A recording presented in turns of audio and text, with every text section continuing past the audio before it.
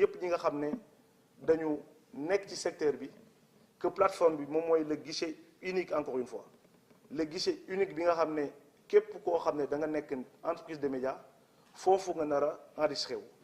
Donc la non conformité de toutes ces entreprises yi nga xam ne enregistré wuñ ci média bi kooku état du Sénégal mënu leen reconnaître état du Sénégal mënu leen reconnaître et il faut que disposition yi nga xam ne def nañ ko ci loi bi que la loi encore une fois puisse s'appliquer dans toute sa rigueur. bokk na ci li nga xam ne mooy interdiction ñi nga xam ne ñooy les imprimeurs ñi nga xam ne ñooy imprimer ces médias-là. Il faut que nous cessions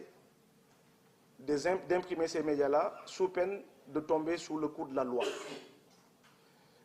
li nga xam ne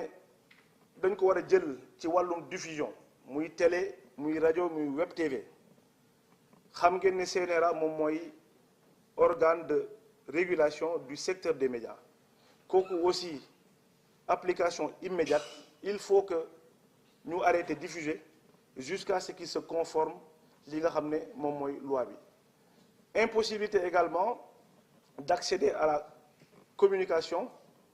commerciale de l'État li nga xam ne mooy moo xam redevance la moo xam fonds boo xam ne état bi daf koy jël di ko jox journalistes yi wala mu koy jox organe de presse yi moo xam publicité la wala mu nekk convention ñooñu mënuñu bénéficier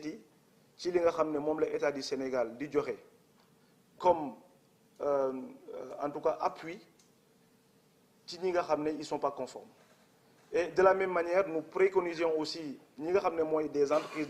privées parce que la loi est bien claire et encadrée à ce niveau-là aussi mënuñu jël des organes yoo xam ne amuñu benn reconnaissance légale au niveau du Sénégal que des entreprises privées di leen jox des marchés de communication la wala des conventions parce que loolu aussi également loi bi daf ko tere.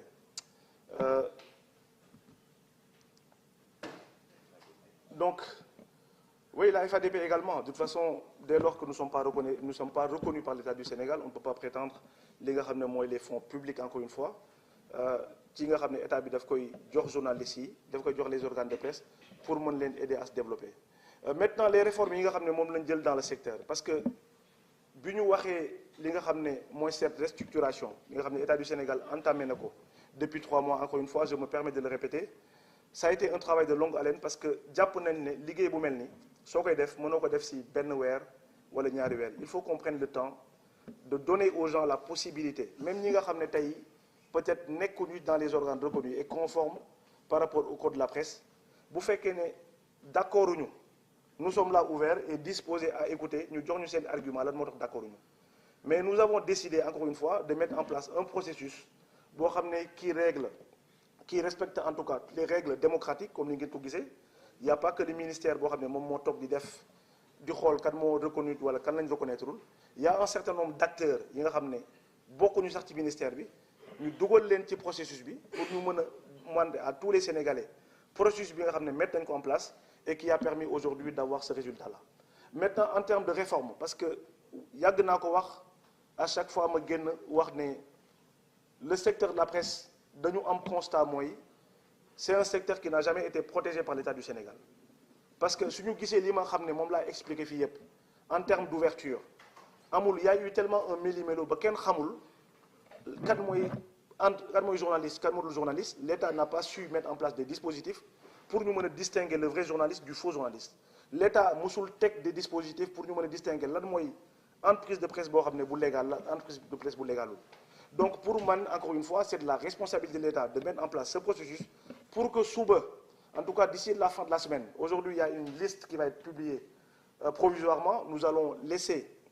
la possibilité ñi nga xam ne dañoo war a rattraper wu d'ici la fin de la semaine pour qu'ils puissent se conformer ñi ci des encore une fois il faut que la loi puisse s'appliquer à eux parce que nous avons laissé la possibilité bàyyi nañu ñetti weer pour que képp koo xam ne avec la communication qu'ici on s'est même permis le directeur de la communication a passé son temps à appeler les gens pour essayer de faire en sorte que ñëpp ñi nga xam ne jàpp nañ ne reconnaître nañ leen dans cette sphère médiatique pour que ñu mën a enregistrer wu. On ne peut pas donner plus de délai que ça. Maintenant, le délai de 72 heures, ça va permettre au rattrapage puisse se faire. Maintenant, pour le reste, encore une fois, nous avons activé tous nos leviers à travers cette commission, à képp koo xam ne am nga part de responsabilité dans cette chaîne de valeur, que cette responsabilité puisse être située et que ku nekk mën a jël cette responsabilité ñi nga xam ne reconnaître nañu leen encore une fois comme étant des entreprises de presse pour ñu mën a dem def leneen. Maintenant, en termes d'impulsion de l'écosystème, parce que loolu li nga xam ne moo toujours nekk suñu leitmotiv mooy ñu am un secteur de la presse assaini, mooy ñu am un secteur de la presse boo xam ne développé, mooy ñu am un secteur de la presse boo xam ne de la même manière que ça se fait dans les autres pays, ñu am des gens qui vivent de leur métier, des gens avec un métier respectable, ñu mën a aussi leur donner la possibilité, l'État du Sénégal mën leen accompagner ba lépp lu ñu mën a am en termes de financement, lépp ñu mën a am en termes de suivi, lépp ñu mën a am en termes d'encadrement, ñu mën ko am pour mën a def encore une fois leur métier de la manière la plus convenable possible. Sur les réformes, d'abord dans le cadre juridique, comme ni ngeen ko xamee, j'ai reçu les conclusions des assises de la presse bi nga xam ne secteur média bi ñoom ñoo dajal woon pour def ko. Nous allons voir dans les semaines et mois à venir avec l'installation de l'Assemblée nationale nan la ñuy def ba nga xam ne lépp réforme juridique wala muy loi boo xam ne dafa nekkoon à gestation wala loi boo xam ne dafa ñu ko war a passer à l'Assemblée nationale le plus rapidement possible, que ñu mën a am des dispositions pour le mettre en place de la manière la plus rapide possible. Réviser aussi le code de la publicité yàgg na ñëw parce que jàpp nañ ne mënut ñu nekk aussi dans un cadre où la publicité en tout cas est au bénéfice, c'est à la tête du client, c'est-à-dire que kii neex na ma xaaral ma jox ko publicité, kii dafay bind ci man lu baax xaaral ma jox etc. Il faut qu'on puisse avoir au-delà de la publicité de manière générale ñu mën a am aussi des conventions, ñu am un cadre qui va permettre à ce que ku ci nekk en fonction moo xam le nombre de tirages la moo xam en tout cas critères yi nga xam ne moom la État du Sénégal di jël ñu xam bépp Sénégalais bu am entreprise de presse reconnue que tu puisses bénéficier au même titre que ñi nga xam ne dañ leen reconnaître au niveau de l'État. Il y a la réforme aussi du CNRA parce que gis nañ ne CNRA